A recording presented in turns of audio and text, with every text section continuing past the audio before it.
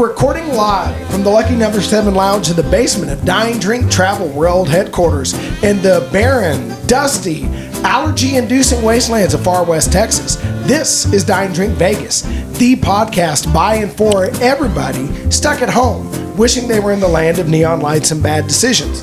And in episode 26, it's Touchdown Emmitt Smith. Also, we're going to give you the drink of the day and update you on some Vegas news and notes that we thought were interesting.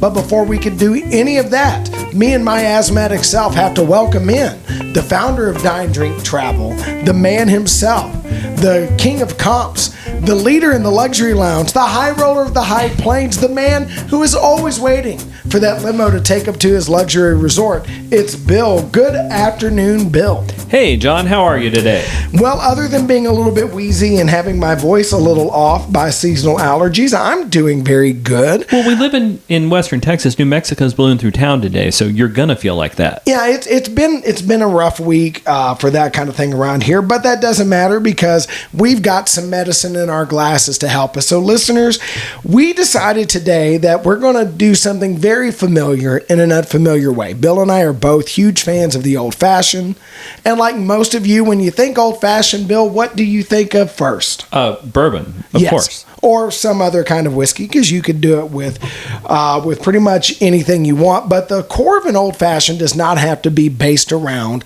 bourbon or rye or any other whiskey. It doesn't even have to be an aged spirit. The basic formula for an old fashioned is 2 to 3 ounces of the spirit of your choice, the bitters of your choice, sweetener of your choice, as sweet or as not sweet as you want it. All of that in the glass you're going to drink out of, stirred up with a big ice cube or little ice cubes. It is a no-fuss cocktail. You don't need a strainer. You don't need specialty tools. You don't need a ton of mixers. It's as simple as you get. So we decided that we would do 2 different spins on the old-fashioned today, and neither of us chose whiskey. So, Bill, why don't you walk us through your version of the old-fashioned? Well, before I do that, John, I'm dealing with a really weird emotion, and it's the emotion of you being right. And I don't know how to handle that. You think you'd be used to it by now. It's never happened, right? Like, I don't know how I would have gotten used to it, but you are correct. You can mix things other than whiskey into an old-fashioned and still have it be good. So what I went with was 3 ounces of Chefkoff Ultra Premium Vodka, because it's just a phenomenal vodka. And if I'm going to do this, I want to do it. I put in 1 brown sugar cube because that's my preferred sweetener in old fashioned. And then I put in 2 different kinds of bitters. I keep lots and lots of bitters in my closet. And in this one, I put in some orange bitters and some grapefruit bitters, and then 1 large rock. Not rocks, but like 1 large rock with purified water. And it is phenomenal. It tastes like a late spring or a summer drink. Like, this tastes like the sort of thing you would have around the pool sometime in the summer, and it's great. The thing that I was nervous about was putting sugar in a vodka drink because I'm not 22 years old in college anymore. Right. And that sounded wrong. But the 1 sugar cube turns out was the right amount of sweetener, and I love this. So what did you do, John? Well, before we get to mine, I want to say something about what you did, because I'm sure that there are listeners having an allergic reaction to the idea of using vodka in an old-fashioned, and that's because normally the goal of an old-fashioned is to round out and complement the flavor of your spirit with your bitters and your sweetener. And normally it's Angostura and simple syrup, or Angostura and a Demerara or brown sugar cube like we're using today. But one of the things I like about using vodka in an old-fashioned is that's a great way, if you really don't know what bitters is doing to your drinks, if you have a hard time distinguishing bitters, and if you're not like me now, we've done a couple of cocktails where there were bitters as the primary spirit, where we used 2 ounces of bitters to make the drink. Most people don't like that intense of a flavor with bitters.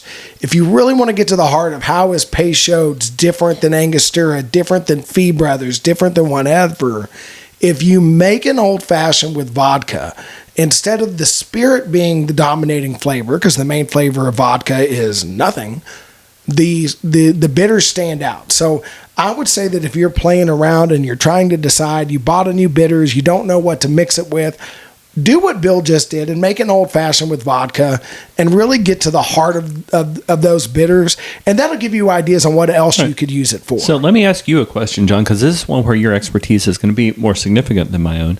I used what is my favorite vodka in the world, and it turns out it's not terribly expensive, right? It's probably $25 or $30 a bottle when you can find it, but it's a super premium vodka. So to do what you're encouraging our listeners to do, would you do what I did and use a super premium vodka, or can you save some money and use a bottom shelf thing? I wouldn't go absolute bottom shelf. I would not go store brand. I would not go, McCormick where it's $7 for a liter.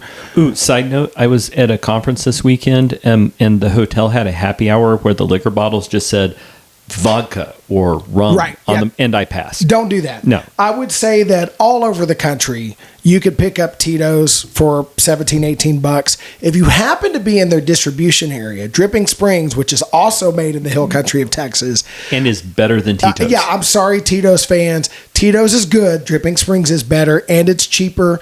Another one if John and I agree on anything, it's in the gospel somewhere. Another one that is really flavor neutral and dirt cheap, and vodka lovers may hate me for this because it's made by one of the giant companies and doesn't have provenance, New Amsterdam. They have a gin and a vodka. It's a very generic gin. It's a very generic vodka. They're solid. There's no off flavors. If you got to save bucks on gin or vodka and you're maximizing your budget, you can't go wrong with New Amsterdam, Tito's, or Dripping Springs.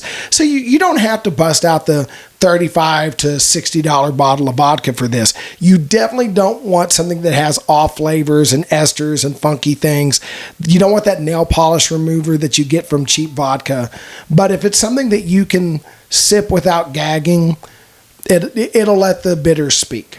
All right. So what I did was designed to let the bitter speak, but what you did is kind of the opposite of that. What did you make, John? So I had originally planned to grab some of your mezcal and some chocolate bitters and make an old fashioned with those, which, by the way, I have done before and will do again. It's a delicious combination. But you had a bottle of Laird's Applejack in there, and you had some cranberry bitters.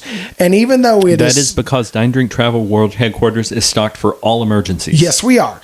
And it is springtime, and I made a fall drink. But I put the sugar cube in the bottom. I hit it with a heavy dose of the cranberry bitters, a couple shakes of orange bitters. I muddled all that together. Then I put in about 2.5 ounces of the Applejack and one big ice cube, garnished it with a dehydrated orange wheel. And it's the wrong time of year for this drink, but I got to say I like it. And if you're somebody that you almost like cosmopolitans, but not quite, and you want an aged spirit and something a little more robust around the edges, I think this is a grown-up take on the Cosmo. I don't really care for Cosmos. I like this a lot. So I liked it. I didn't love it. I know that my wife had a sip of your drink before we came in here, and she absolutely loved it. So I think I was just outvoted, right? If I gave it a 3 or 4 star review, y'all both gave it 5-star reviews. And I think what that really shows is that bitters belong in more drinks. The thing which really surprised me, though, wasn't so much that bitters belonged in more drinks, because I've been doing that for a few years now. What really surprised me here was that a sugar cube belongs in more drinks, because I've been trying to step away from sweetened drinks. But gosh, both of those were good. And I think in both cases, you had to have the sweetening agent to really make things work. And the trick is there's not a lot of sugar. Normally, I avoid actual sugar, and I buy sugar-free simple syrup. Usually Jordan's Skinny Syrups, Tarani does one, and I do maybe a bar spoon in mine.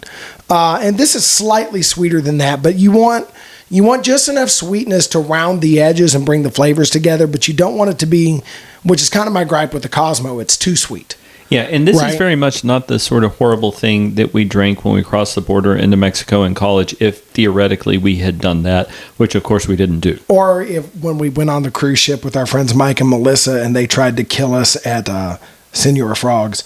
The horror. Anyway, I will say that with the apple, I did this at home the other night with some Jamaican ginger and root bitters, very spicy bitters. And I think I prefer the apple brandy with a really spicy bitter than the cranberry. But I got to tell you, come Thanksgiving dinner, this is my official old fashioned, because cranberries and apples and an old fashioned, if it was Thanksgiving, this would be the drink. No, and I think you would be right. So our drinks are good, but talk to us about our lead story for the day. So you and I on our guys' trip to Vegas had a chance to go to Emmitt Smith's Steakhouse, and we grew up back, and we're so old we remember when the Dallas Cowboys were good. So we were big fans of good old number 22, and we're intrigued to try out the steakhouse. Now, this has been a project that took a long time to happen, hit a lot of bumps in the road, delays in the construction. It was kind of a running joke, not quite the Fontainebleau levels, but it took a while to get going. But it is finally open. It is located at the Fashion Show Mall. So if you have forgotten, that is just up the sidewalk from Treasure Island, across the street from the Wynn and the Venetian. So, and literally, you don't have to go into the mall. You can get into this restaurant from the exterior, literally steps from the Davidoff Cigar Lounge that we talked about. Which is part of the highlight of the location, yes, because the Davidoff Cigar Bar is phenomenal. It is my favorite spot to have a cigar in Vegas, and I don't know that it's my favorite spot to have a drink in Vegas.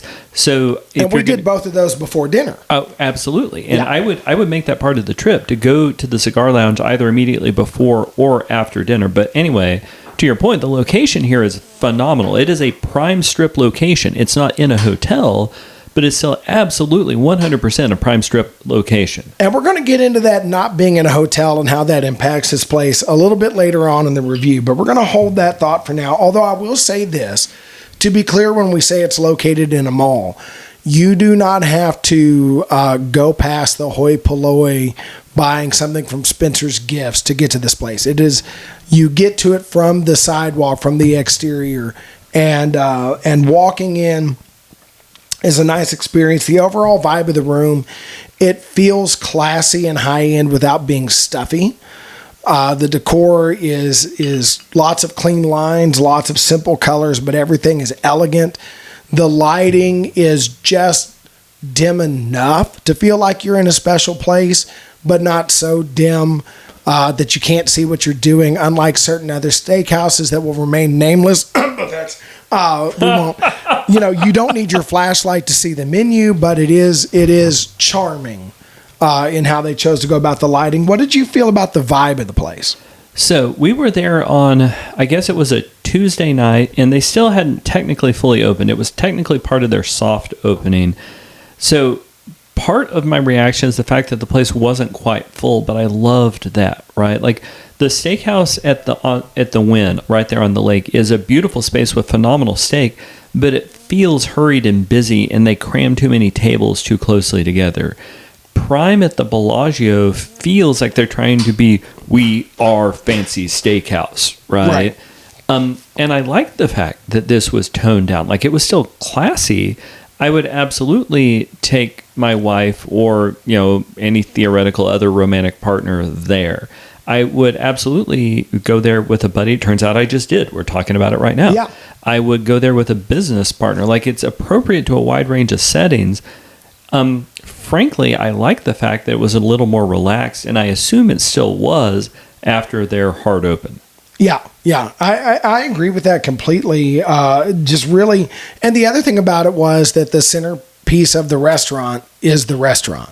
So you can view that as a good or a bad thing, but let's be honest. Some of your strip steakhouses, the food and everything else is almost secondary to the location. And that's not the case here. Like none of the tables really have much of a view to what's outside the restaurant because it's located off a sidewalk by the mall. So you wouldn't want that anyway. So they made really smart decisions about making the room warm and inviting and being focused on your dining companions and the food and the feel of the place. And it really does feel like a restaurant, not an experience with food, which some places in town feel that way to me. Absolutely. And one of the other things they did for me that made it feel warm and inviting was that the drink prices didn't make me hate my soul. Like, there are a lot of places in Vegas where $20 is the opening price for drinks, and a lot of them can be $25 or sometimes $30 or more dollars. I know had an old fashioned. I just pulled up the pictures. You had something with a lime wedge in it.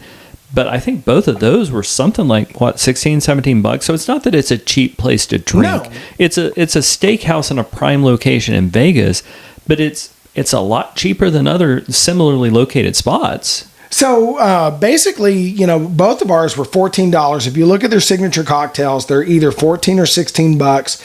I think the most expensive listed cocktail on the menu presently, I want to say, is $19. Now, sure, if you call out a top shelf spirit, and they had a pretty good selection. They had great selection. Yeah, you could get a drink well above that price if you wanted to.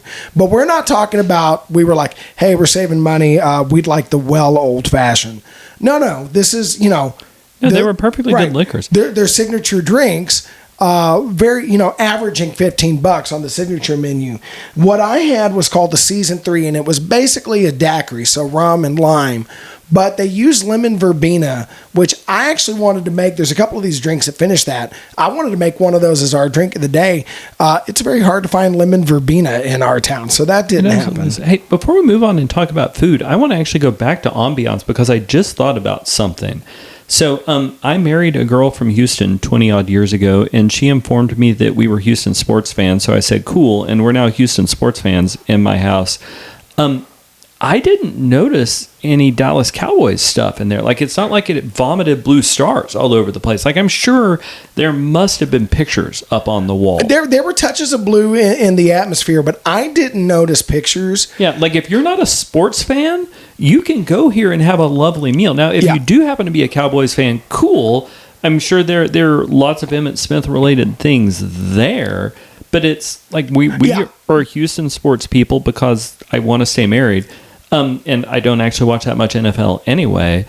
It's not a sports bar. No, it's not like going to Randy White's barbecue in Frisco, Texas, where it is all about, by God, Dallas Cowboys linebacker from the doomsday years, Randy White. And everything is Cowboys blue and white.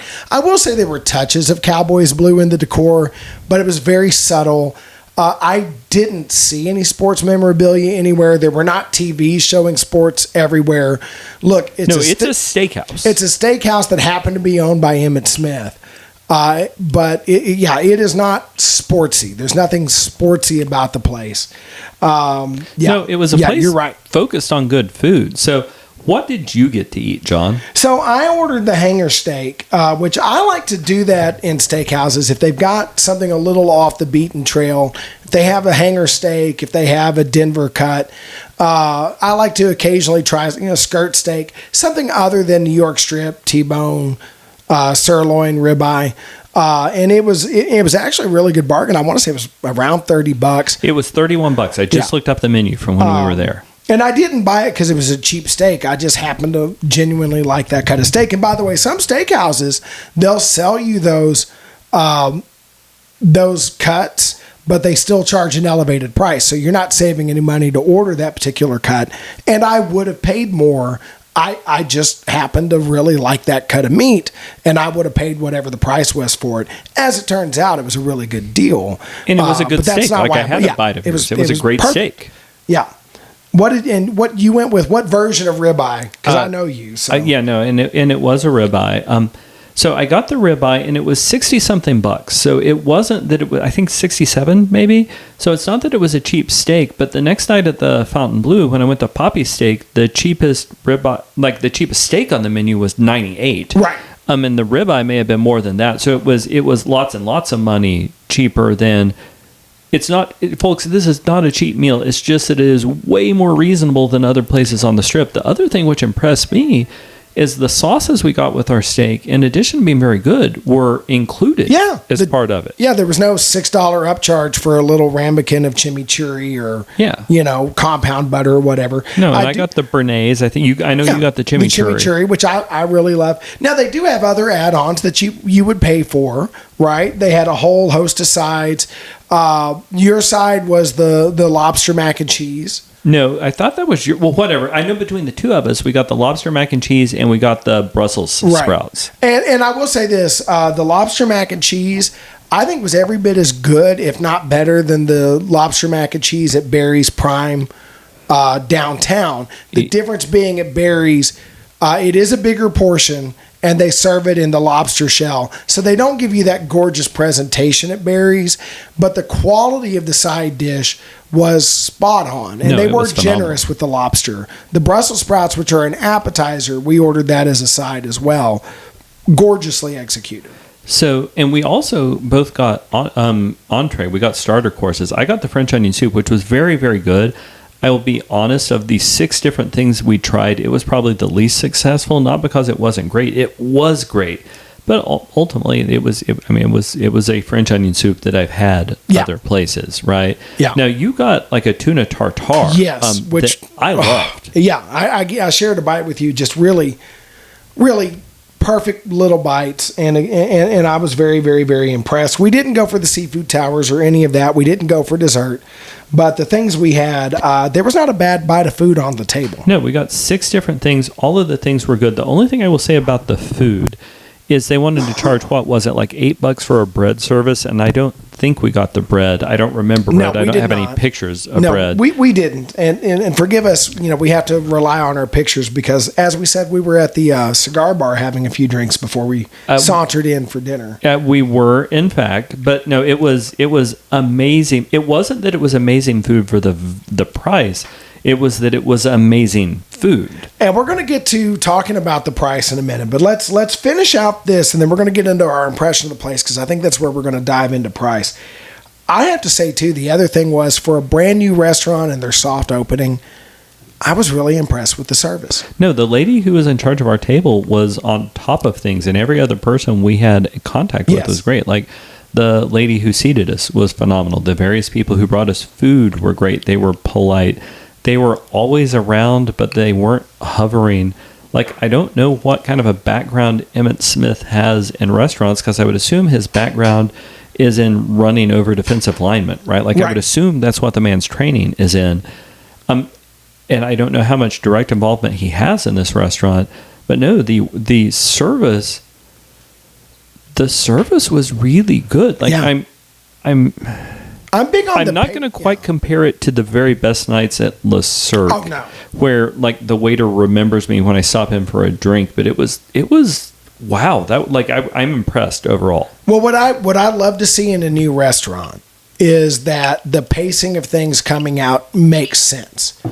Does your cocktail arrive? How does the appetizer come out? And are they circling back around to check on you? Because things can go wrong. You've got new bartenders.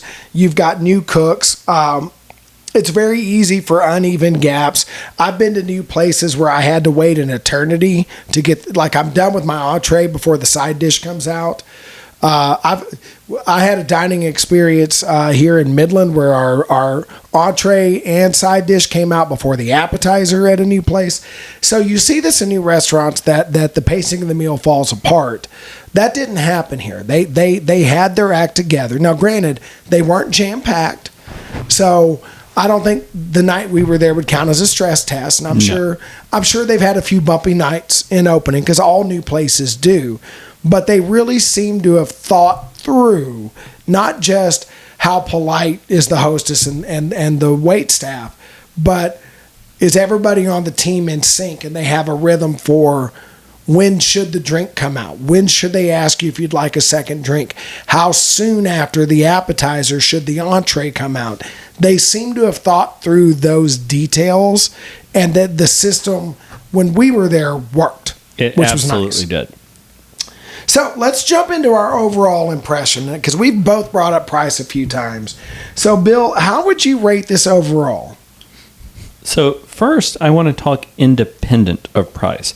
First, I want to talk just about the quality of the meal and the drinks and the service and everything else. So I've been to some phenomenal steakhouses. I've been to Bavette's. I've been to Prime at Bellagio.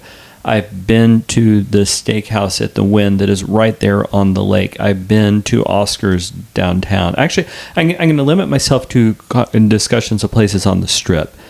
The food and the service here were every bit as good as every other place on the Strip. Like, every bit as good as the best places on the Strip, with a location that was as good or arguably better, because you didn't have to go through 500 miles of a hotel to get there.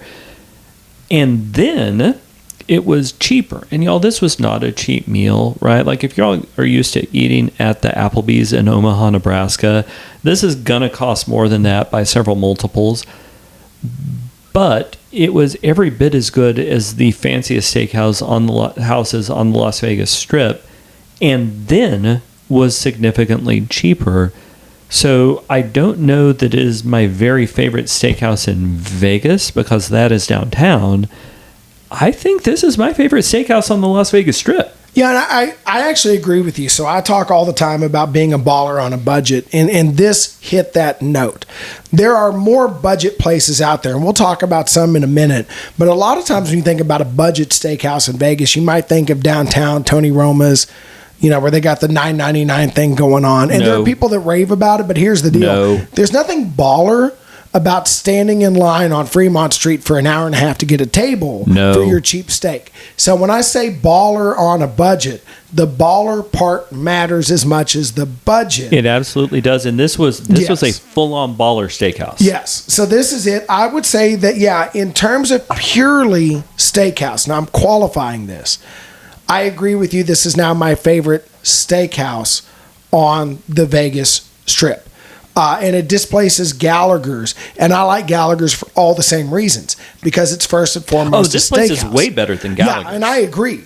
Now, there are places that serve steak that I may like better for other things. Because if you're trying to impress somebody with a view of the Lake of Dreams at Wynn, or a view of the fountains at Bellagio, or whatever. Wait, were you not trying to impress me? No, not remotely. But, there are times that you want a Vegas experience that happens to come with a meal.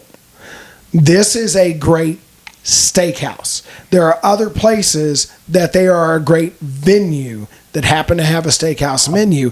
And there's a difference that sometimes you want to pay more because you want to see the fountains go off. Right? True, There's nothing better than going to Prime and watching my wife's eyes dance when the fountains go off. That's marvelous. This is a great steakhouse. Fair, although they had like a couple of pasta dishes that cost $20 that I would be willing to. I would love to try, except for the fact that would mean I couldn't eat a steak at the same meal. And I agree with you too. Yeah.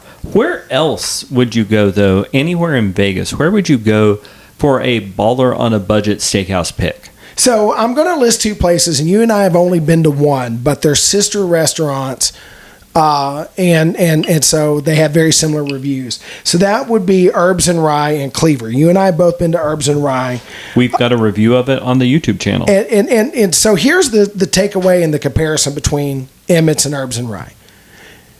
If you go during their happy hour, the two pluses for Herbs and Rye is, number one, they're slightly cheaper during happy hour because they have a lot of entrees and appetizers for half off, and their cocktail menu is way larger and more interesting. They have like every decade. Now, here's the downside.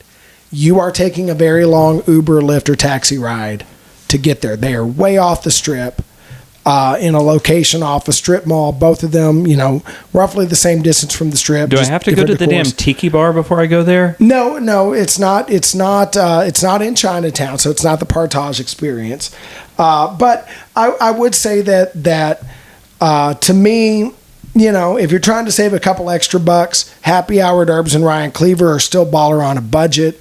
If you're in the mood to do some really serious drinking and you want to go through the history of cocktails and you want to think about cocktails from a very elevated point of view, Herbs and Rye and Cleaver are better. Herbs and Rye is almost a world-class bar that also has a good steakhouse attached, whereas Emmitt's is a world-class steakhouse that also has a bar attached. I think that's a phenomenal comparison because I would say I think the food is better at Emmitt's. Yeah, no, I'm with you. Yeah, so I would put it there in terms of value picks. And then, of course, you can always, catch the steak at Frites at Mon Ami Gabi or... which I had on the same trip. I had the steak frites at Mon Ami Gabi actually the night before. Yeah. You and I had this meal. So I'm pretty sure you and I have the same favorite overall steakhouse in Vegas. So I'll close with that. Before I get there, my value pick steakhouse, or my baller on a budget steakhouse pick, is Top of Binions. Y'all, I love Top of Binions. And one of the reasons I love it is I do value the ambiance in a place. And Top of Binions is downtown on Fremont Street, and it's up on the, right? Like it's on the top of Binions Hotel. But you've got great views of the Las Vegas Valley. So the views are amazing. The food is very, very good. The bartender, occasionally you may have to explain what it is you want, but the bartender will ultimately do good work. The service is great. And the prices include the sides, which make it an even better value sometimes. So my other value pick steakhouse, whereas you're picking Herbs and Rye and Cleaver, mine would be Top of Binions. But let's close out the segment on Touchdown Emmitt Smith with this, because I'm about 98% sure we're going to come to the same answer. John, what is your favorite overall steakhouse in Vegas? Oscars. Yeah. That's not close. No, mine too, mostly because I met his honor and then the current mayor, Mrs. Goodman, there. I love Oscars. Although I will say that I always say that the thing I love about Oscars is it is the total package, and it's the most Vegas place in Vegas. I will say your pick of Top of Binion, and I hear this is true of the Golden Steer, and you and I have not done that meal yet. When you're sitting at Top of Binion, you feel like at any moment the elevator could open up and the Rat Pack would walk off. Absolutely. It has that vintage feel. 100%. And so I will say it is unique for that reason. So I love it for the same reasons I love Oscars. I just think that Oscars is a little more colorful because Binions is sort of like a museum to what Vegas used to be. Oscars is keeping that tradition alive and fresh in a different way. And the food's a little more elevated. The bar's a little more elevated. Now, you pay more for that. So Top of Binions definitely is a baller on a budget move. You pay a little more for Oscars, but it remains my favorite Vegas steakhouse. It remains my favorite Vegas restaurant. It is the most Vegas-y thing I can think to do. If I'm in town on a 3-hour layover, I'm going to the plaza, I'm eating at Oscars, I'm playing a few quick hands of video poker, and then I'm going back to the airport. That's it. Absolutely. Well, John, do you mind if I move us into our Vegas news stories? By all means. So, because y'all know I like baseball, and I assume none of y'all have ever met me, but I've got a little league problem. I do baseball all the time, hence why we perpetually talk about the A's. But there is news here. So the A's are going to go play in Sacramento. They have signed a lease at the Sacramento AAA Stadium for 3 years with an option for a 4th year just in case the construction in Las Vegas is delayed. So, I mean, that at least we know where they are going now. Now, they apparently tried to extend their lease in Oakland, but the local authorities, for reasons I understand, weren't being terribly cooperative with that. So here's the problem. The stadium in Sacramento only seats 14,000. Actually, it admits 14,000, but that includes standing room only.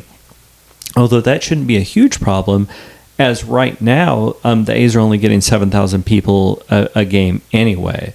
The A's actually aren't going to pay any rent, so that'll be a huge financial boon to them.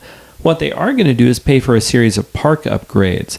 The problem with this is that the Major League Baseball Players Association is not happy with major leaguers in a minor league park. My guess is the MLBPA is not going to actually stop this deal, but if there is a hang-up, and every single thing has gotten hung up on this deal, if there's a hang-up at this point, that's what it would be. Yeah, although they got to go somewhere, and so I think the pickets are slim, and MLBPA's got to ask, would you rather they go to a D2 college facility, because they got to be somewhere, so they're not going to get a major league experience in the future. No. I will say too that resistance continues, if anything, to grow in Vegas, and there's a lot of people in Sacramento that would like to see this become permanent. So I now think that at best, the Vegas A's are a toss-up, and until they actually have a finalized deal and break ground on a stadium, I am not going to be 100% convinced that this happens. So I'm not 100% convinced that it happens, but I actually think it's significantly more likely than not because of a story we're going to talk about in a couple of minutes. But before we get... Well, no, let's go ahead and just jump that. Okay, we'll flip-flop those. So the reason I now think that it happens is that the Tropicana has officially closed. Its last day was earlier this week. The Tropicana is no more. A company has applied for a permit to implode the Tropicana. It's going away so that those people believe that something is happening with the real estate. And the fact that the Tropicana all the way closed and their press announcements are that it closed to allow space for a Major League Baseball stadium makes me believe that this happens there eventually, because that's a really big marker of actual progress. I guess my only pushback there is, let's be honest, the Bally's Incorporated. So again, listeners, the Bally's that was in Vegas was not owned by Bally's Incorporated, which is why it's now the Horseshoe. Bally's Incorporated was owned and was running the Trop. They have not invested in that property in a very long time. I think it was very apparent that its days were numbered no matter what.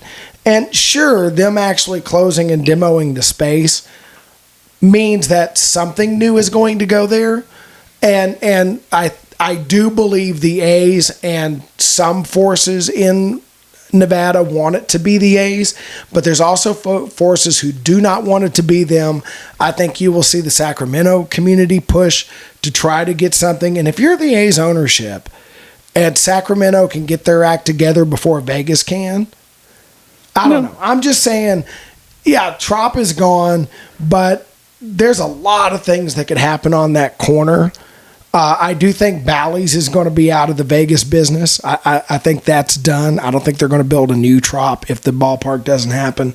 But I'm not 100% convinced. I still want it to happen. I want to go watch a baseball game in the summer in Vegas. Absolutely. I'm just less convinced than I was that it actually goes through. All right. Well, if the Tropicana is the hotel in Vegas that needed to close, what's going on with brand new hotels in Vegas, John? So Fontainebleau, and we've done a lot of Fontainebleau coverage, but what are you going to do? They've been newsworthy. Fontainebleau is changing their rewards program. Now, several episodes ago, I talked about how great I thought this sounded, because originally they had a system where you got 1 point for every $2 that you put into a machine.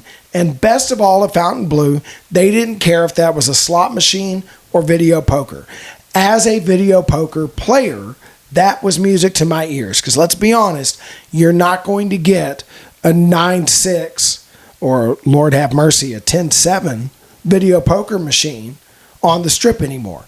You're not going to get that kind of 99.7% return to player on video poker on the Strip. They don't do that anymore. You're seeing 7-5. You're seeing 6-5. You're seeing bad odds. So since I know as a video poker player, I'm going to face bad odds on the Strip, it's a double slap in the face that my play gets so devalued as well. And so Fontainebleau was coming to the rescue, and they were going to treat video poker players the way they treat slot players. Well, now they've amended it. It's 1 point per $5 into a slot, or 1 point per $10 into video poker. Yeah, but we talked about this in episode 25. The Fontainebleau is a lovely property, but they know they're a lovely property who, as a result, charges too much. And I'm actually surprised they didn't make this move sooner. I don't know. I just feel like, and it's not, at the risk of breaking our "we're not a political show" rule, I just think there's an attitude that has hit this economy since the pandemic that companies feel like they can gouge at every corner, and sooner or later it's got to give. If I'm going to pay $250 a night plus resort fees to be in your building, if I'm going to pay $25 to $35 for a premium cocktail, if I'm going to pay $90 just for my steak and my steak dinner, either give me good rewards on my play or give me good odds. You don't have to do both. You're making money hand over fist. Throw the guest a couple of bones. That's all I'm saying. We just see that up and down the Strip, they're trying to nickel and dime us to death when they're making. Now, Fontainebleau's not making record profits because they got problems, but other properties are making record profits. They've made more money than they've ever made. Throw us, your loyal customers, a bone, please. Right. So one of my problems with the Fontainebleau is that it's hard to get to. So one of the things which was going to make Vegas easier to deal with, right, to get to places for a long time, was the monorail. What's going on with the monorail, John? The monorail's days seem to be numbered. It may have something to do with some of the other projects around Vegas. It also may have something to do with Elon Musk's The Loop, because the monorail had a non-compete clause for coming in with other transit systems.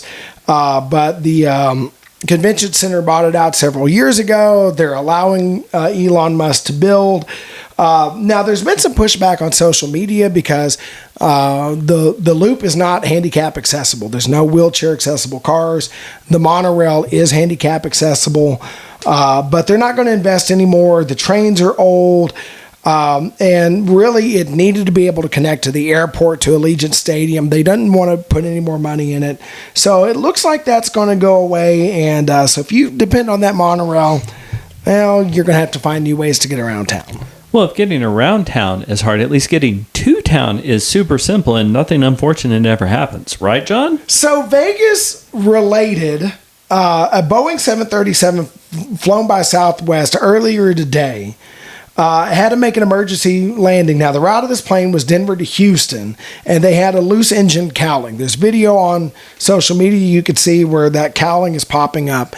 Now, I say it's not Vegas related, but number one, I've actually flown this exact flight number because when you live in a smaller market like we do, you don't always get that direct connection or one layover trip to Vegas.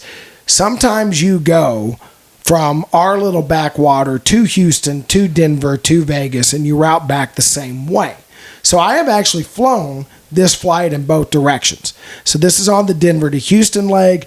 I suppose it's possible I may have been on this very aircraft because I've done this flight within the last calendar year.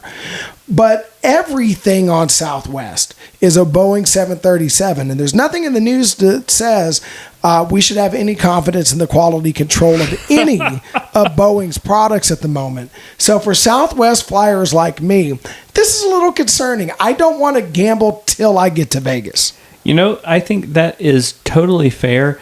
And you should just do what I do and fly on American Airlines where you can buy into first class because Southwest sucks at first class anyway. Yeah, maybe so. Again, there's a lot of baller in first class. There's not much budget.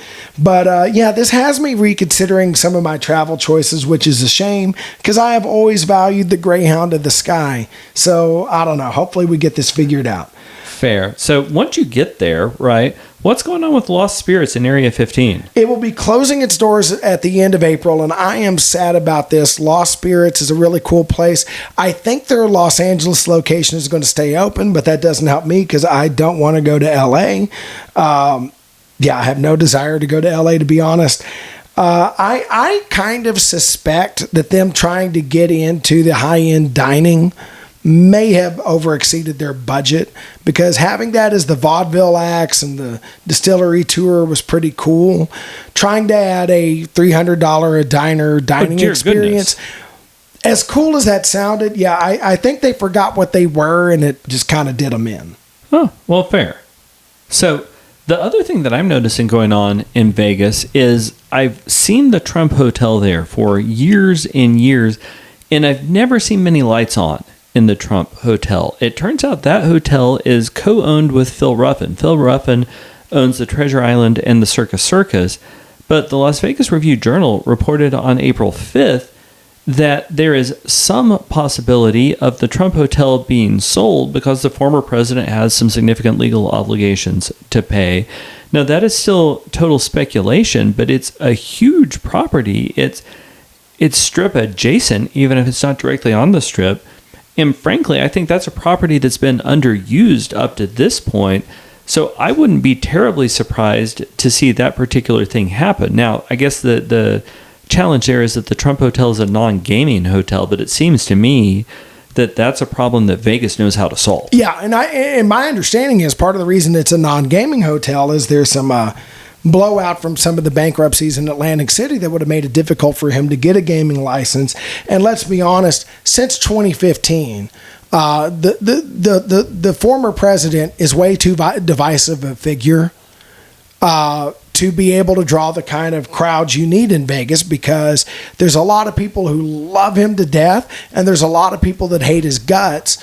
And so now you're interjecting politics into lodging choices.